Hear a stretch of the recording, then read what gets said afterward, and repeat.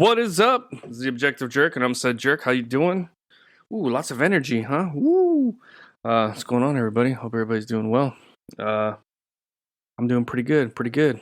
I listened to did some stuff yesterday, and I listened to Joe Rogan, and he had what's his face? The guy who directed Desperado and From Dusk Till Dawn. Robert Rodriguez. There we go.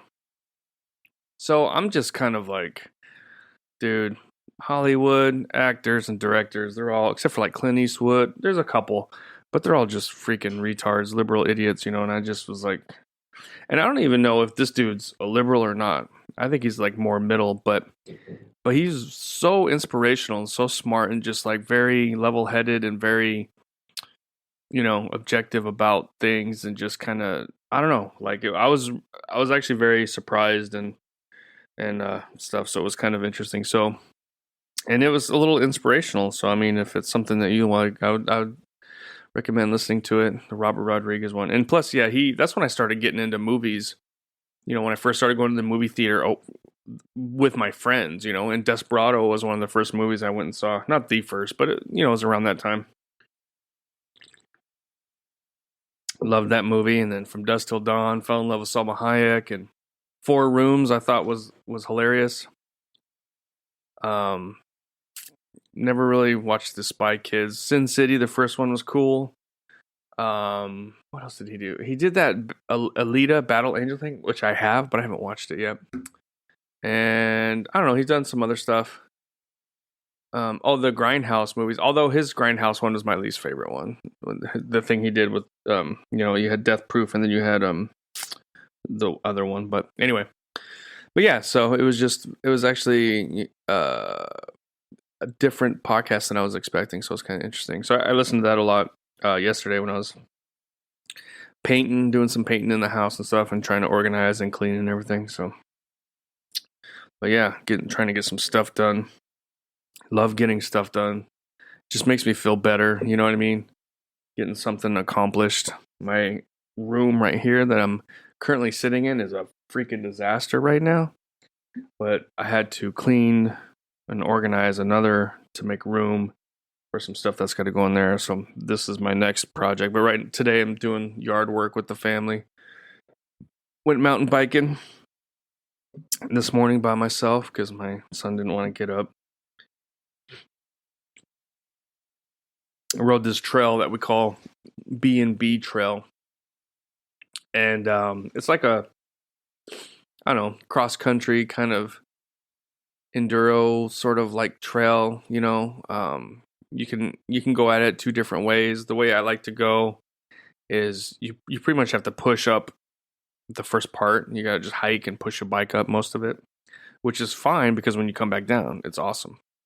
But then you get up there and there's just lots of twists and turns and ups and downs and, some climbs and some rocking, some turn, it's like, you gotta, it's very technical in some points, but it's fun. I've always liked it. It needs some trimming really bad, brushes and stuff like that. And we used to keep up with it a couple of years ago where I kind of quit riding for a little while. So it's like I want to trim it, but then it's like, man, rainy season is coming. So it seems like it's kind of pointless because we'll trim it up and then, August time or wherever we decide to ride again after the rainy season. I mean, the rainy season, it's not like it rains nonstop, but it rains heavy as hell. Like it's either in the morning and then it seems like it starts off in the morning and then it moves to the afternoon. So when it's raining in the morning, I can't go riding. But when it rains in the afternoon, that'll be a good time to go riding. So I'll just go in the morning, right? But that's, plus then when the rain comes down, it's going to wash a lot of the leaves and a lot of stuff that's on the trail right now. So that'll be nice. But yeah, it's a fun trail. I wish, I've spoken that my wife has some properties, but they're all low level. Like there's no hills or small mountain range or whatever to kind of make a trail out of. That'd be so awesome if there was, but I should keep my eyes open for a piece of property that's just big enough to put a trail on, to ride down. That'd be cool. But so I've changed bikes, right? I talked about my frame. I had a 2008 Specialized hard rock frame, which I still have, but I'm not riding anymore. And then I bought this Kenz frame, which is a newer, it's updated geometry. I don't know, people at the bike shop call it Enduro, but I think Enduro is full suspension technically. I don't know. But anyway, and so the bike is great. I've noticed immediately it was a little easier to climb because it's like I'm lower to the ground. It's because before I was like shorter and I was up higher, so like climbing was like a little more difficult. So now it's like the bike is stretched out a little bit and I'm a little bit lower, so it's easier to climb. The problem is though, is I get pedal strikes a lot. I hit pedals on rocks and whatever. And it did happen with my other bike occasionally, but now it's like it's a lot. I mean, it was happening like crazy when I had the 27.5 wheels on. That's why I upgraded to 29 as quick as I could, because it was just nonstop, just crack, crack, crack. I'm like, oh, I can't ride like this. So the 29ers it alleviates a little bit of that, but there's still, because I'm so much lower to the ground than my old frame, it makes my riding, I have to adjust the way I ride. I got to change the way I ride, basically. You know what I mean? I mean, going downhill, you level your pedals out anyway, so that's not a problem. But, it's like, I just, if I am going downhill and I do have to pedal a little bit, I really have to pay attention when I'm going to pedal, and I have to really think about it. So it's like the way I used to look at and focus, the things I used to focus on when I rode is changing a little bit. So now I really have to remember about my pedals. So when I see certain things come up, I have to change, pedal before or pedal after, and just try and avoid the pedal strikes. The thing that sucks though is when you're climbing, like if I'm climbing and there's a couple little, it's like a difficult climb, like it's fun going down, like there's little teeny drops. I mean, you can make it, but it's hard. But then it makes it that much harder, like when I'm trying to pedal. And then it's like you have to like time it just right to like kind of pedal really hard, get over the hump so you can pass it to continue pedaling, so your pedals don't strike the little drop off or the little step or whatever it is. You know what I mean? So it's like I'm kind of having to relearn how to ride. But I mean, I guess that goes with anything though. It's just like if you get a different car, it feels and drives a little different. So you just have to get used to it. So that's all. I mean, I think would I like it to where I didn't have pedal strikes? Yeah, but I don't think I would have the ease of climbing. Like I don't know. So when there's not huge, big rocks or certain whatever, like it's just, it's so much easier. But it's just, I really do have to focus on where I'm at when I have to pedal, and and I kind of just pedal a little earlier to build some momentum, get over something, so I can level my pedals and then pedal afterward. It's just a different. And there are probably some people that's like, oh yeah, dude, that's how you ride, retard.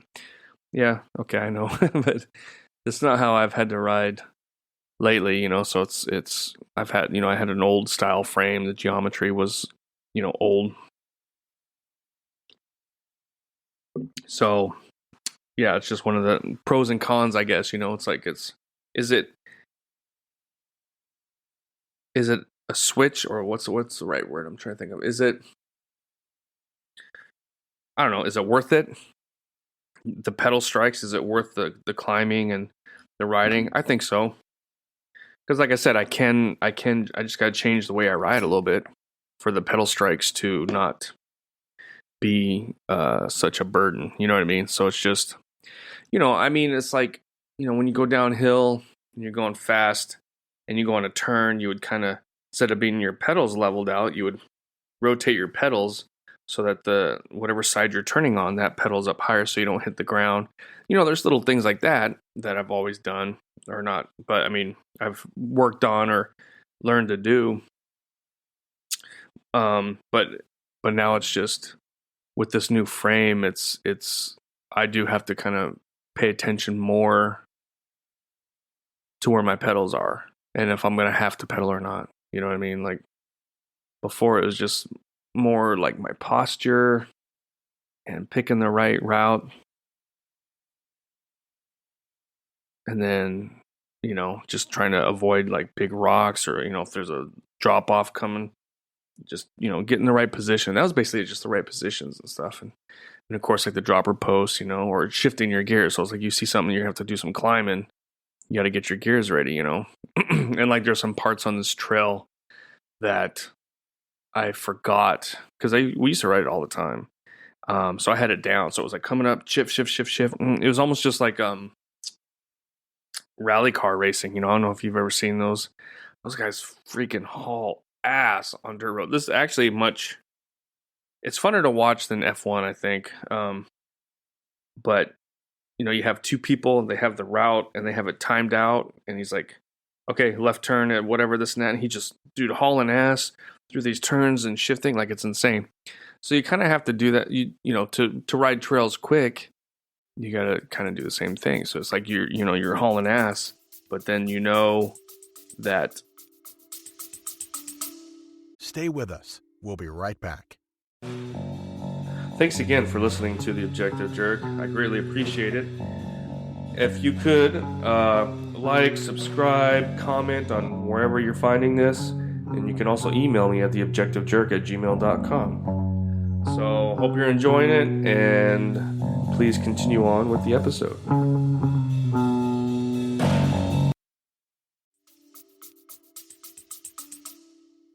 There's going to be a sharp turn and you're going to have to climb, so you got to kind of start shifting your gears and get ready, so as soon as you get there, you're in easy mode and you can get up that hill. Things like that, like that's the kind of stuff that I'm accustomed to. But so now I have to add my pedal strikes a little bit. I just got to be cognizant of it. It's not like it's a huge thing, but I just have to,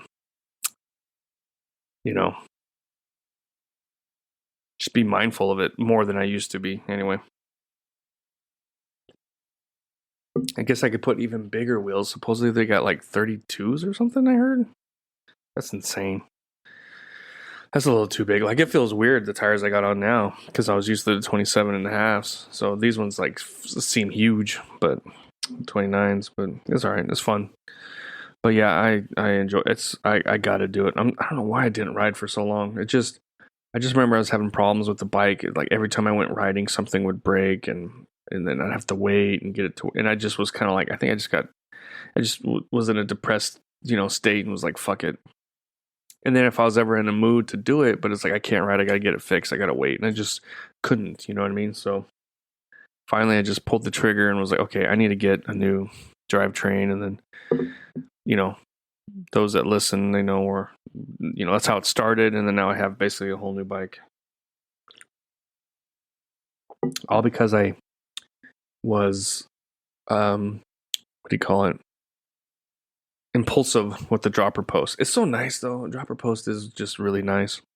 I mean, if you like this one trail that is a good beginner trail that I was taking my son on, it's mainly flat and climbing, right? So you don't need to have the seat. The seat just is up the whole time. So you just up, up, up, up, up, up, up. Then once we get there and we're like, okay, we're going back down, then we lower the seat and then you just ride down. So, I mean, you don't need a dropper post necessarily, but a lot of trails, there's some down, then there's some up and whatever. So when you got that dropper post, it makes a huge difference. And, some people might be like, well, it's not like you're racing or whatever. You don't have to. No, it's like, yeah, I'm not racing anybody, but it's nice to hit these trails and not have to stop to adjust my seat post in order to, conquer a climb or something. So it's I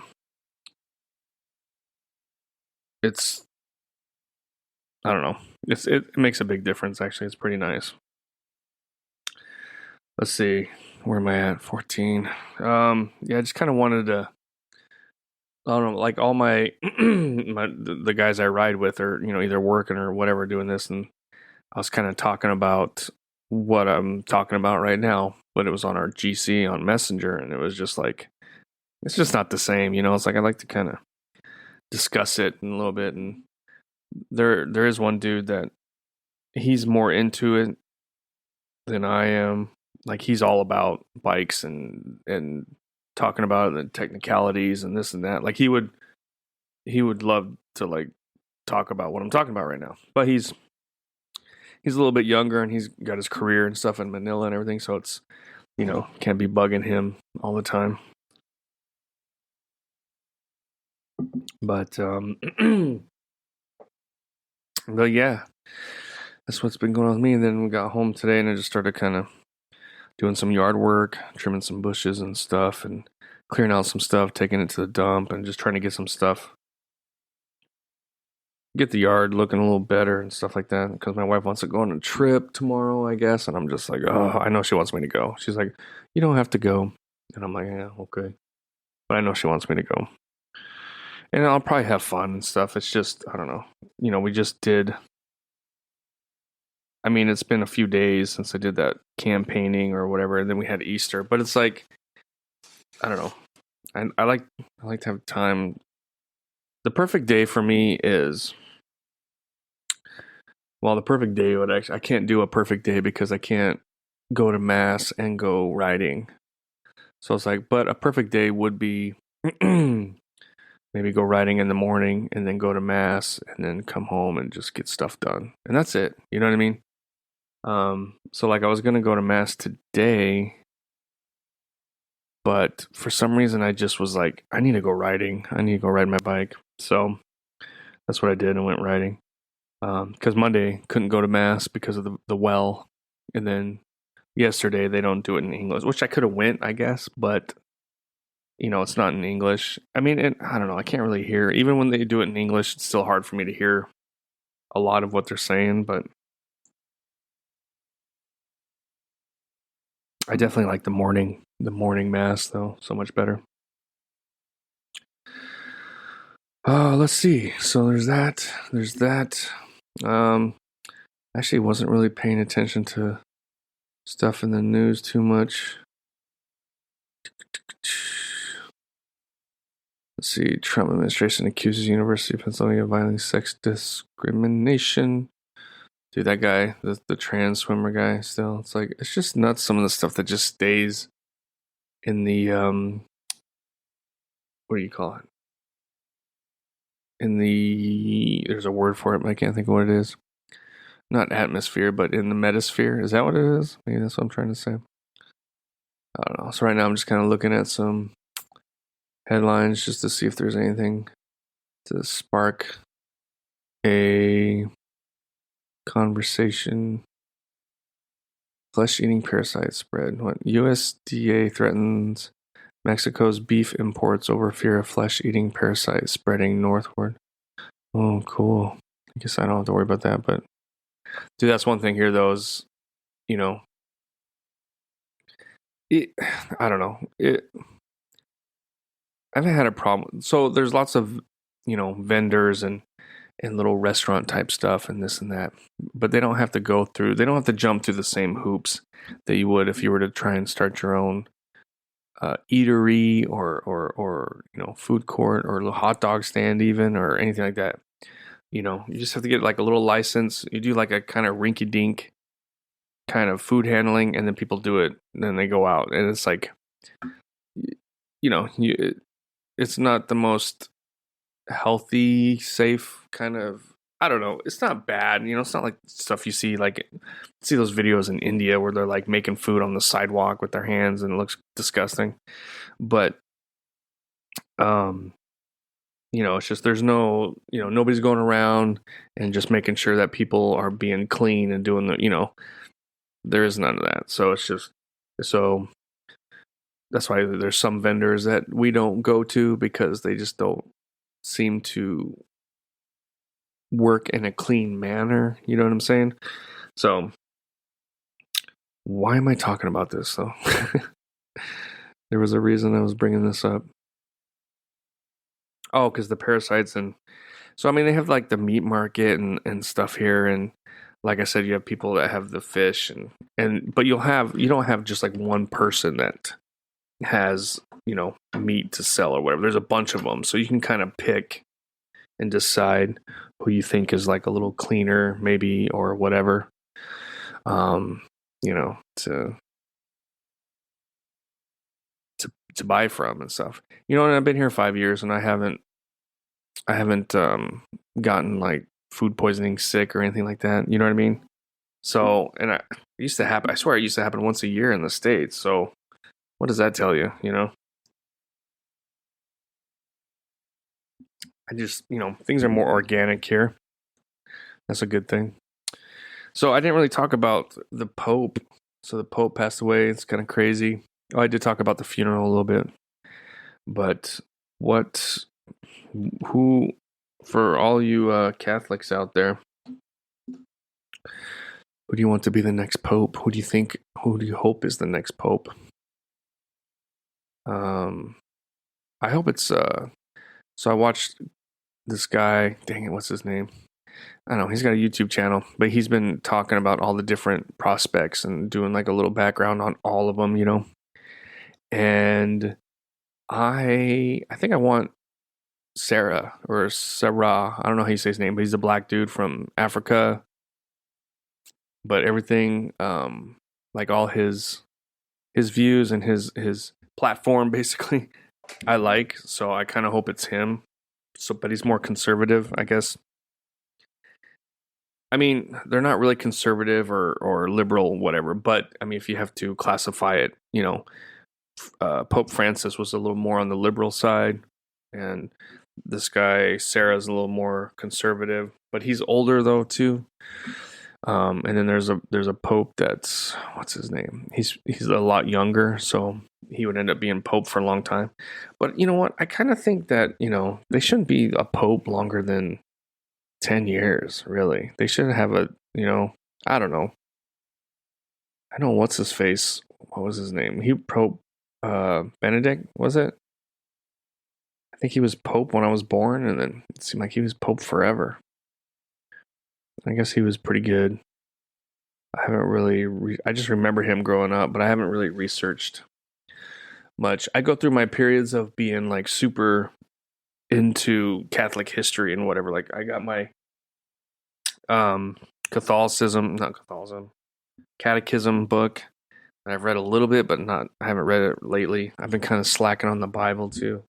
So it's like I go through periods where I'm really just want to absorb as much knowledge and information and history on Catholicism as I can, and then I won't do anything for. I mean, I still pray and this and that and go to mass, obviously. But yeah, I don't know. I'm just weird. I think that's my bipolarism or whatever you want to. I don't know if it's. I don't know. Oh, hey, Gene Hackman, what's going on? Let's see. I guess I saw some pictures where it looks like his house was a little nasty. I don't know. We're a little cluttered anyway. It's kind of crazy, man. Gene Hackman. So that was kind of a bummer. He's been around. He's been around forever.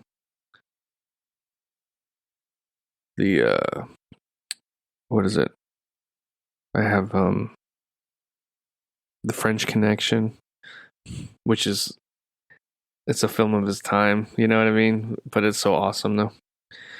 And it was reported Sunday. Okay, so his final Hackman 95, his wife 65. Yeah, we know all that. Blah blah blah. Cognitive heart failure. I guess yeah, like because he had a pacemaker and they know when it stopped working, so they know when he died. Alzheimer's disease. Blah blah blah blah. He also had a coronary artery stents and a bypass graft. Okay, authorities have said Arcawana died of a rare hantavirus, which is kind of crazy. Pulmonary syndrome, a rodent-borne disease that can cause. Yeah, so it's like if there's like rat poop and all this kind of stuff. And when I read that, I was thinking like, man, there's like rats and rice rice. Well, there is lots of rice all over, but rats and mice all over the place. And I don't know.